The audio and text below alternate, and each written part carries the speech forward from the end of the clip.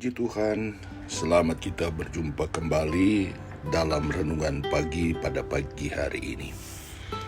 Saya akan berdoa untuk sama-sama kita memahami firman Tuhan.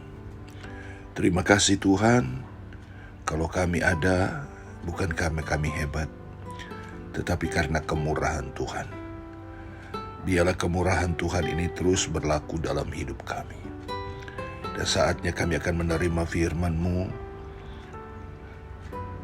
Sucikan, kuduskan kami, sehingga kami dapat memahami dan mengerti apa maksud kehendak Tuhan. Dalam nama Yesus kami berdoa. Amin. Pada kesempatan ini saya akan memberikan judul Tidak Ada Dasar Untuk Berharap. Sekali lagi, tidak ada dasar untuk berharap. Dalam Roma pasal 4 ayat 18, firman Tuhan suratan Roma ini berkata, sebab sekalipun tidak ada dasar untuk berharap, namun Abraham berharap juga dan percaya bahwa ia akan menjadi bapa banyak bangsa menurut yang telah difirmankan, demikianlah banyaknya nanti keturunanmu. Haleluya. Saudara-saudara, firman Tuhan ini adalah merupakan nasihat bagi kita semua, tidak hanya untuk satu orang, tetapi untuk kita semua sebagai anak Tuhan. Bahkan pun kami sebagai pemberita, nasihat ini juga untuk kami. Nah, saudara-saudara dalam kasih Tuhan, perjanjian Allah dengan Abraham untuk menjadikan bapa sejumlah besar bangsa dan beranak cucu sangat banyak yang ditandai dengan sunat, terjadi ketika usia Abraham 99 tahun. Ketika itu Sarah istrinya berusia 90 tahun dan telah mati haid. Tetapi Tuhan kemudian membuat Sarah mengandung dan melahirkan Ishak bagi Abraham.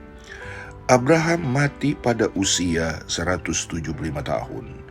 Ketika itu Ishak berusia 75 tahun.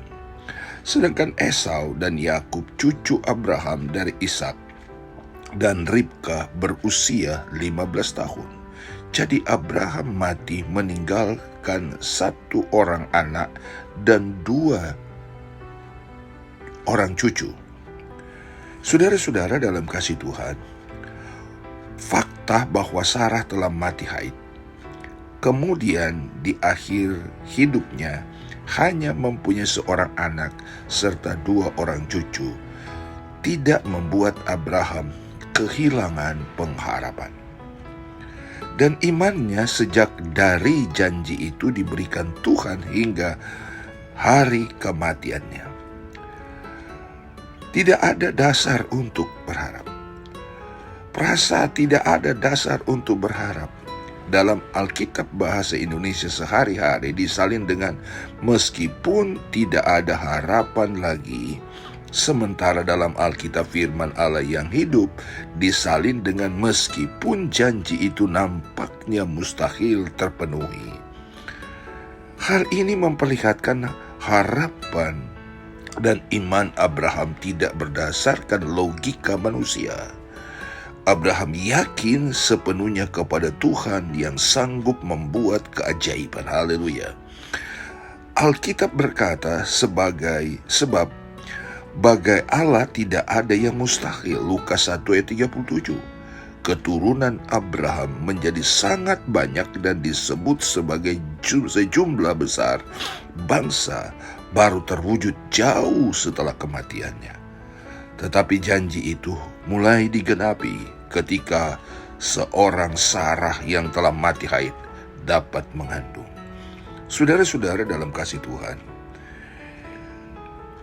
adakah iman kita kepada Tuhan di hari-hari ini mulai gugur, mulai lemah oleh karena hal-hal yang kita sedang alami? Ataukah kita mulai pesimis? Percayalah, Abraham, kita belajar kepada Abraham. Dia begitu percaya. Secara manusia mustahil. Tetapi dia percaya kepada apa kata firman Allah. Dalam satu ibadah KKR yang diadakan di gedung pertemuan Tang Ek Chuan di Bogor beberapa tahun silam, tampak seorang bapak berjalan pincang menuju panggung dibantu oleh sebuah tongkat. Ajaib, setelah didoakan oleh seorang hamba Tuhan, ia sembuh dan dapat berjalan normal. Bahkan ketika tongkatnya dikembalikan kepadanya, ia menjadi marah karena menyangka tim pelayan tidak percaya ia telah sembuh. Hari ini kita mungkin masih bergumul dengan hal yang nampaknya mustahil. Sekali lagi, hari ini kita mungkin masih bergumul dengan hal yang nampak mustahil. Yang terjadi, mari kita teladani Abraham. Tetaplah berharap dan percaya kepada janji Allah, sekalipun nampaknya tidak ada dasar untuk berharap. Puji Tuhan, kiranya renungan firman ini meneguhkan iman kita untuk tetap kita berharap.